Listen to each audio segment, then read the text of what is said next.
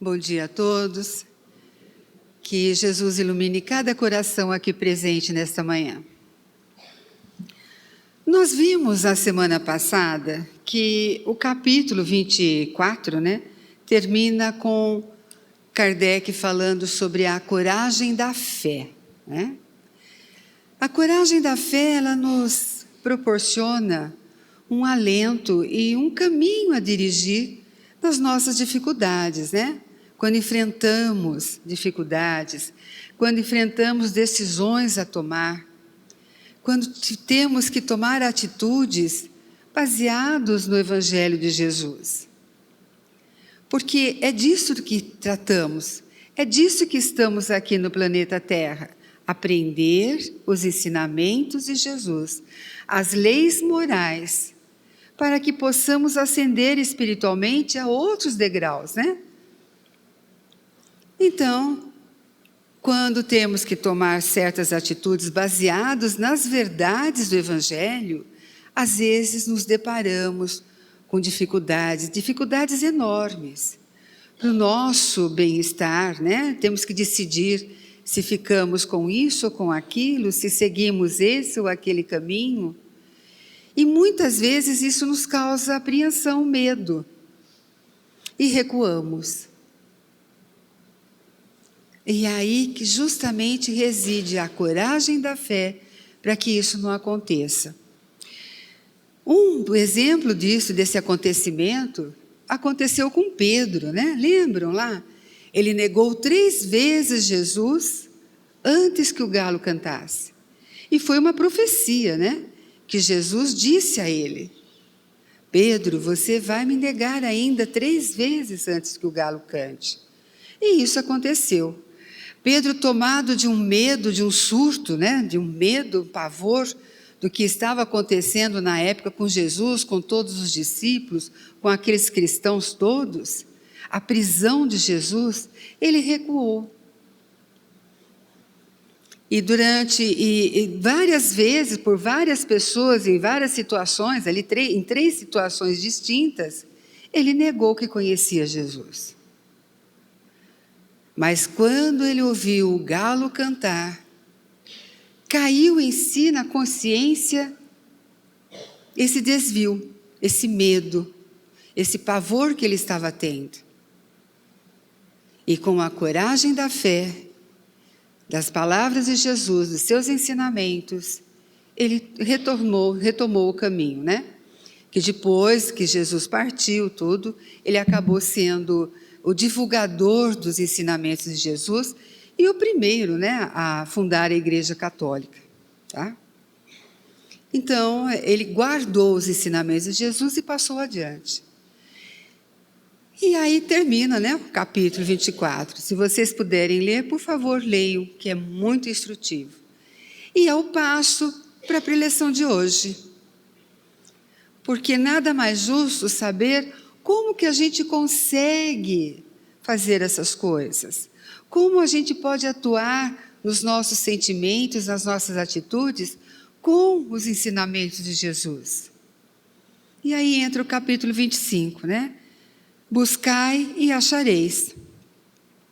Então, Mateus, lá no capítulo 7, versículo de 7 a 11, ele relata uma das reuniões que Jesus teve com seus discípulos. Jesus diz assim: pedi e dar-se-vos-á, buscai e achareis, batei e abrir-se-vos-á a porta, abrir-se-vos-á. Porque todo aquele que pede, recebe, e o que busca, acha, e a quem bate, abrir-se-á. Qual de vós, porventura, é o homem que seu filho lhe pede um pedaço de pão e dará uma pedra? Ou porventura também, se lhe pedir um peixe, lhe dará uma serpente? Que pai faz isso para um filho? Pois, se vós outros, sendo maus, sabeis dar boas dádivas a vossos filhos, quanto mais vosso Pai que está nos céus dará boas dádivas ao que lhes pedirem. Então, Jesus, com essas palavras, queria ensinar que devemos nos esforçar na busca do que necessitamos, uma vez que a ajuda de Deus só ocorre para quem trabalha e se empenha na procura dessa busca, usando da humildade, da sinceridade, da fé e confiança. E o sentido moral das palavras de Jesus, buscai e achareis, pedi e obtereis, batei e abrir-se-vos-á, é porque pedimos a Deus o que necessitamos. Se é pelo trabalho que se consegue as coisas, não é?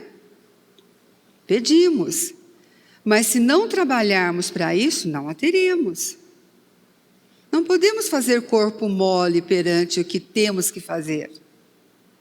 Não podemos adiar aquilo que faz parte de nós cumprirmos aqui na terra. O nosso compromisso com Deus, ao nos reencarnarmos, não muda. Podemos não fazer, mas vamos deixar para as próximas encarnações. Então, Deus sabe o que precisamos. É claro que Ele sabe, né? Fizemos um acordo com Ele antes de vir. É nós que esquecemos o acordo. Então, por Ele saber do que necessitamos, Ele sempre nos auxilia. Entretanto, a nossa ligação com Ele é necessária para que possamos agir com mais confiança e equilíbrio, garantindo-nos o sucesso do trabalho iniciado. É disso que se trata quando rogamos a Deus ajuda. É para ter certeza que Ele cuida de nós. É que, como os filhos, pede a todo pai o amparo, a ajuda, a proteção. Nosso pedido a Deus é um ato de reverência e humildade que se torna necessário em qualquer atividade que façamos. Quer dizer, em qualquer início de trabalho, devemos com humildade pedir sua ajuda. Olha nós levantando todo dia para ir ao nosso trabalho, ao nosso compromisso do dia e pedindo a sua ajuda. Nem sempre fazemos isso, mas é o nosso dever de fazer. E em qualquer final de trabalho, devemos agradecer. É o nosso final do dia. É o nosso agradecimento por Deus estar ali, junto com a gente. Nem sempre fazemos isso. Agora, não é porque devemos pedir a Deus, vamos pedir qualquer coisa, né? Temos que ter bom senso. Temos que ser racionais. Porque nem sempre o que queremos é o que necessitamos. E quem sabe disso é Deus. É aquela combinação que fizemos com Ele antes de reencarnar. Ele sabe, nós não. E muitas vezes nós não aceitamos, né? Porque é assim, a gente em casa, com o filho da gente, acontece uma coisa interessante. O filho pede alguma coisa para a gente, mas ele quer. Né? Ele insiste. E aí, a gente é vencido pelo cansaço, né? Faz para parar de pedir. Não é assim? E daí, com Deus, a gente faz a mesma coisa, né? A gente pede, insiste. Se ele, não, mas não é isso que eu quero. Eu estou pedindo, mas eu quero isso. Eu não quero essa outra coisa. Né? E com Deus não acontece assim. Entretanto, Deus nos deu a razão e a inteligência para nos auxiliar a agir com critério e bom senso, ao definirmos o que realmente devemos pedir a Deus. Então, para a gente não ficar pedindo em vão, né? Ele já colocou em nós a razão e a inteligência. Olha, vamos moderar, vamos pensar, vamos analisar. Vamos pesar na balança se realmente eu preciso fazer esse pedido. Deus, segundo a sua vontade, pode estar de acordo a certos pedidos nossos, dentro do nosso merecimento e necessidade, e desde que isso não perturbe a imutabilidade de suas leis, quer dizer, desde que não atrapalhe, não vá contra as leis divinas. Segundo o nosso modo de ver a máxima, buscai e achareis, ajuda-te e o céu te ajudará, esse é o princípio da lei do trabalho. E, consequentemente, da lei do progresso. O progresso, gente, é produto do nosso trabalho. Porque o trabalho põe em ação as forças da nossa inteligência. É através do trabalho, né, que conseguimos o progresso. E é através do progresso que conseguimos exercitar a nossa inteligência. E isso significa que devemos colocar todo o nosso esforço no trabalho digno e edificante, em prol de nós mesmos e dos nossos semelhantes. E para isso, podemos usar os recursos orgânicos, materiais e intelectuais que possuímos no planeta. E em nós, né? Então, Deus coloca uma gama de coisas a nosso dispor para que possamos progredir por conta própria. Porque senão, como seremos espíritos superiores sem o nosso trabalho, sem as nossas atitudes, sem crescermos espiritualmente, se são os outros que fazem, né? Se pedimos aos amigos espirituais e eles fizerem o que temos que fazer, que vantagem que a gente tem em crescer? Nenhuma, né? Assim, a lei do trabalho é uma lei natural que induz o homem a não se acomodar. E com o trabalho, então, progredimos. Querem ver? Lá no começo da humanidade, o homem aplica sua inteligência na procura de alimentos, na procura de onde morar, né? Nas cavernas. Ele usa sua inteligência para se preservar das intempéries, né? Mau tempo, catástrofes, tempestades. E, claro, para se defender de inimigos. Mas Deus lhe deu algo a mais do que aos animais. O desejo constante de melhorar. Então, esse desejo, essa aspiração para o melhor, o impulsiona à pesquisa dos meios de se melhorar, concorda? Eles vão, né? O machado lá feito de pedra, a faca afiada, né? Uma pedra na outra, o fogo.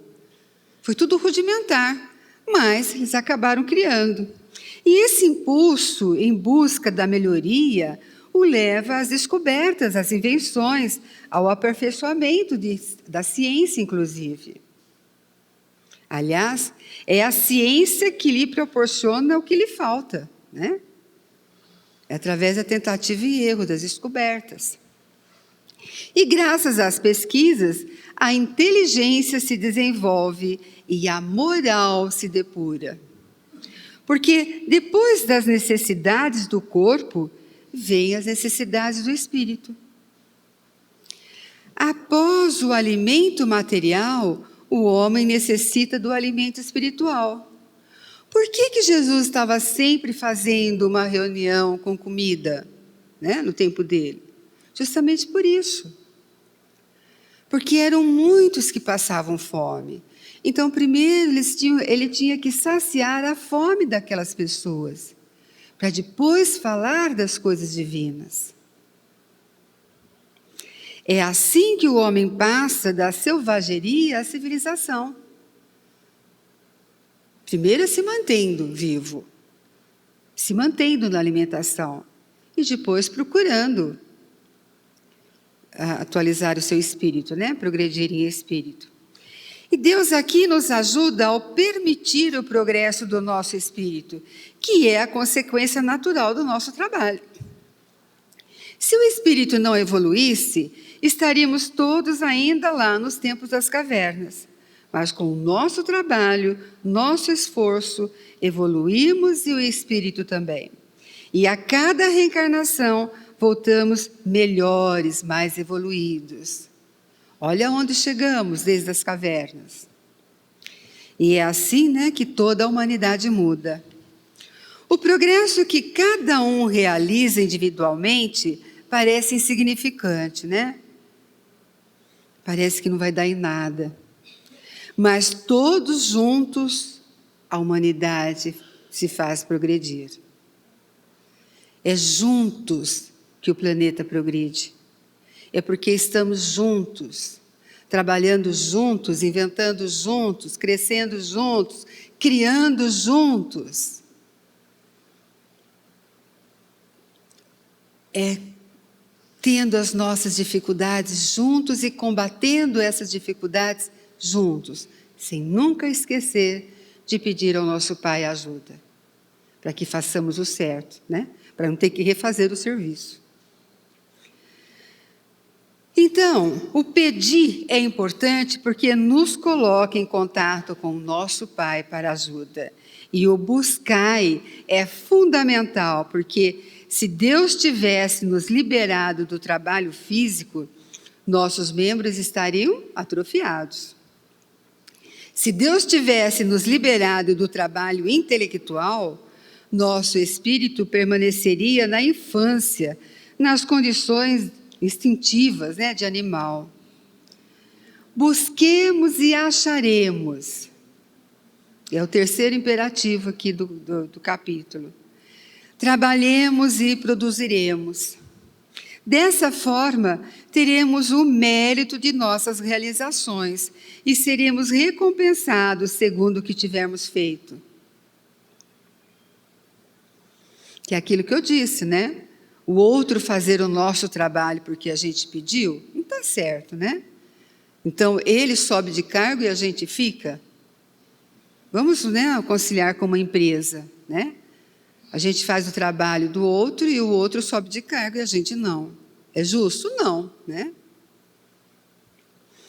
Batei e abre-se-á. Quando pedimos ao nosso Pai e vamos à luta, ao trabalho com confiança, Deus coloca os amigos espirituais para nos ajudar. São as portas que se abrem, são a intuição que nos falam. Os espíritos não vêm nos livrar da lei do trabalho, mas vêm nos mostrar o alvo que devemos atingir e o caminho que nos levará até esse objetivo. Olha que bênção! Os amigos espirituais nos auxiliando para que façamos o trabalho, para que entremos no caminho certo do trabalho. Os Espíritos nos diz sempre, marche e chegará, não pare, vai, continue. Não deu certo agora, mas continue tentando. Não é assim que os cientistas fazem? Já pensou se a cada erro que o cientista comete, ele desaba e deixa tudo para lá? Não teríamos essa tecnologia que temos hoje. Assim é com a nossa vida. Assim são com as nossas atitudes, coragem. Se agarre à fé em Deus, aos amigos espirituais, a Jesus. E vamos enfrentar o que temos que enfrentar. Se porventura encontrarmos pelo caminho pedras, vamos nos manter vigilantes e afastar essas pedras do nosso caminho. Não podemos ter preguiça, nem má vontade. Os amigos espirituais nos darão a força necessária para isso. Eles estão sempre torcendo por nós, né? Vai, não pare. É como uma corrida, né? A pessoa está quase chegando lá em primeiro lugar e está todo mundo torcendo. Assim são os amigos espirituais para nós. e autorizados por Deus. Então temos que empregar essa força, essa vontade. Os ensinamentos morais que Jesus deu a seus discípulos, eles usam esses imperativos por isso. Jesus reaviva essa fé, essa vontade, essa confiança, dizendo: pedi, buscai, batei. É o mesmo de hoje. Pedi a luz que deve clarear o vosso caminho, e ela vos será dada. Pedi a força de resistir ao mal, e a tereis. Pedi a assistência dos Espíritos, e eles virão nos ajudar e servirão de guias. Olha quanta luz lançada no caminho das dificuldades que temos, para atravessar essas dificuldades. Pedi bons conselhos e jamais serão negados, recusados.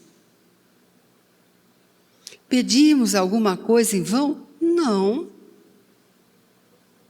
Pedimos o necessário? Sim. Batei à porta e ela vos será aberta. Mas pedi com sinceridade, com fé, com confiança, com humildade. É esse o sentido dessas palavras de Jesus. Pedi e obtereis, buscai e achareis, batei e abrir-se-vos-á.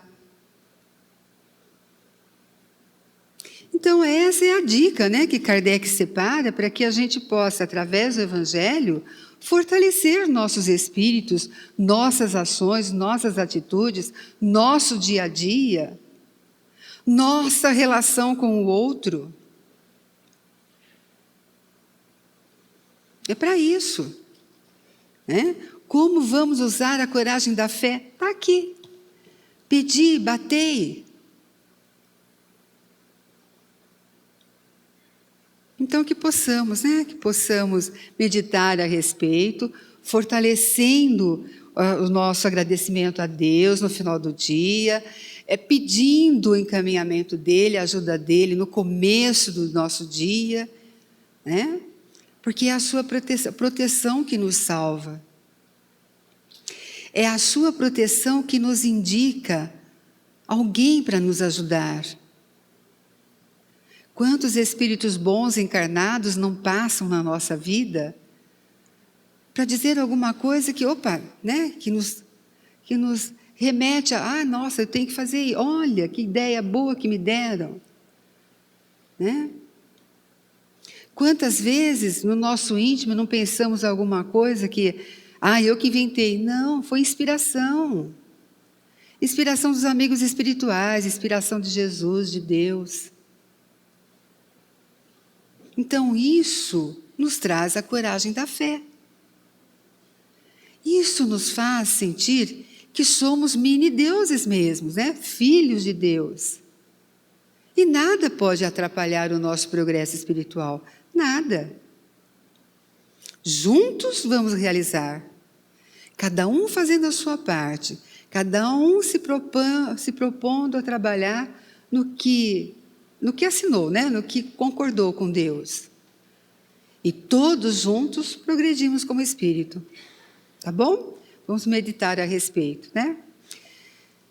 Agora eu vou aproveitar e vamos fazer a vibração. Aproveitando esse momento de pedir a Deus, pedir aos amigos espirituais, a Jesus, vamos fazer o nosso exercício. Vamos pegar lá no fundo do nosso coração a nossa fé, acender a nossa luz interior e fazer a nossa vibração do dia. Então, mais uma vez, vamos elevar o nosso pensamento, pedindo aos amigos espirituais aqui presentes hoje, que nos auxiliem com a sua paz, o seu equilíbrio, a sua harmonia, para que possamos vibrar em direção àquela pessoa que nos pediu, que está passando por dificuldades, por doenças. Então pensemos nela e que saia do nosso coração essa chama de amor, de equilíbrio, de paz, de saúde, para que ela possa se refazer, se restaurar, se reanimar na luz do Cristo. Vibremos por ela.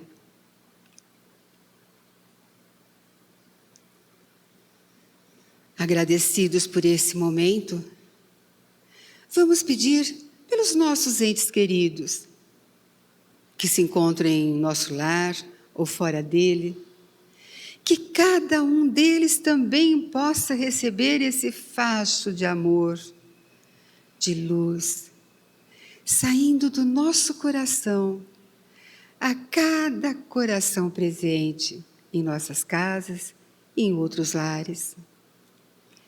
Que nossos entes queridos possam ser fortalecidos nessa fé que estamos sentindo, neste amor que transborda de dentro de nós, neste carinho, nesse sentimento que vai junto de perdão, de conciliação, de entendimento e de diálogo. Que eles possam ser fortalecidos em todas essas virtudes. Vibremos por eles.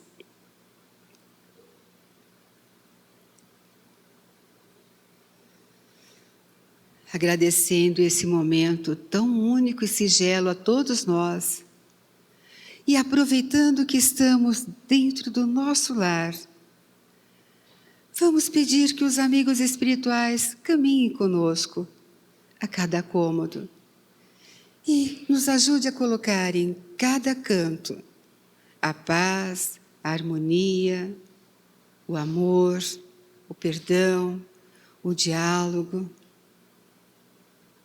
tudo o que necessitamos para que, como um grupo de irmãos, possamos ascender a graus maiores da espiritualidade.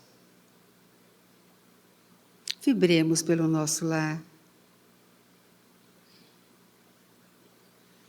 Assim, agradecidos por tudo, pedimos a Jesus que ilumine nossos passos, nossas mentes, nossos espíritos, nos fortaleça sempre no caminho do bem e que nos guarde.